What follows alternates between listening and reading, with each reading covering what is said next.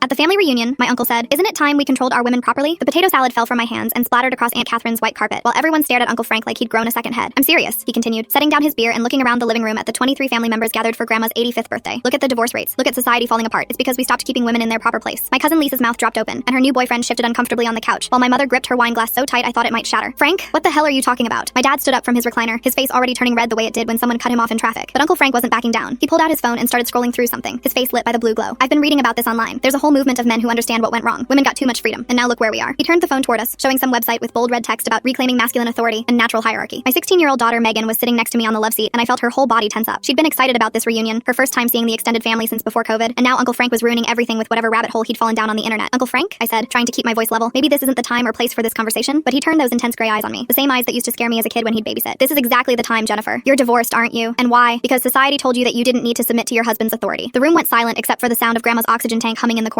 She was watching everything unfold with those sharp blue eyes that missed nothing despite her age. My ex-husband Nathan had cheated on me with his secretary for 2 years, but apparently Uncle Frank had his own interpretation of events. "Now wait just a minute," Aunt Catherine started, but Frank held up his hand to silence her. The gesture was so dismissive, so casual, that it took everyone a second to process what had just happened. Catherine had been married to Frank for 37 years, had raised 4 kids with him, had her own successful real estate business, and he'd just dismissed her like a child interrupting adult conversation. "I'm talking, Catherine. You can speak when I'm finished." The transformation in Aunt Catherine's face was something I'll never forget. All the color drained out, then flooded back in a wave of fury that made her look 20 years younger. But before she could respond, Frank's oldest son Michael stood up. At 28, Michael was the golden child who'd followed in Frank's footsteps as an engineer, and everyone expected him to defend his mother. Instead, he nodded slowly. "Dad's got a point, actually. I've been reading the same stuff. Society has gotten too soft." Lisa threw her napkin on the coffee table and stood up so fast she knocked over her soda. "Are you both insane? This is 2024, not 1824. But Michael just smiled, that condescending smile I remembered from when we were kids, and he'd explain why girls couldn't play certain games. "That's exactly the problem, Lisa. We've let emotional thinking replace logic. Women are naturally more emotional, more nurturing. They're happiest when they have strong male leadership." "I have a PhD in biochemistry," Lisa shouted, her voice cracking with disbelief. "I run a research lab with 40 employees." Michael shrugged like this was irrelevant. "And are you happy? Are you married? Do you have kids?" The questions hung in the air like poison gas, and I watched Lisa's face crumble. She was 32, dedicated to her career, and these were clearly sore spots that Michael knew exactly how to press. Grandma's cough cut through the tension, rough and wet, the kind that had been getting worse despite the oxygen. Everyone turned to look at her, expecting her to need water or medicine, but instead, she was laughing. Actually laughing, though it sounded more like a wheeze. "Frank, you always were an idiot," she managed between coughs, "just like your father." The room went silent again because Grandpa had been dead for 15 years and was generally remembered as a saint. "Mother, you don't understand what's happening in society today," Frank started, but Grandma waved him off with one wrinkled hand. "I understand plenty. Your father tried the same nonsense in 1973, had a whole group of his drinking buddies convinced they needed to reclaim their households. You know what happened?" She paused for another coughing fit, and Catherine brought her water. "I left him for 6 months. Took you kids to my sisters in Portland." This was news to everyone. The family story had always been that Grandma took a long vacation to help her sick sister, but now the truth was spilling out in this living room that suddenly felt too small for all of us. He learned real quick that he couldn't even operate the washing machine without me. Burned every meal. You kids were begging me to come back within 2 weeks. Frank's face was turning purple, but Grandma wasn't done. "When I came back, things were different. Equal. The way marriage should be." She looked directly at Catherine. "Don't you dare let him talk to you that way. Not in my presence. Not anywhere." Catherine straightened her spine and looked at Frank with something I'd never seen in her eyes before. It wasn't anger exactly. More like she was seeing him clearly for the first time in decades. But Frank wasn't ready to back down. He stood up, all 6'3" of him, towering over Grandma's wheelchair. The rest of the story is on my channel or linked below.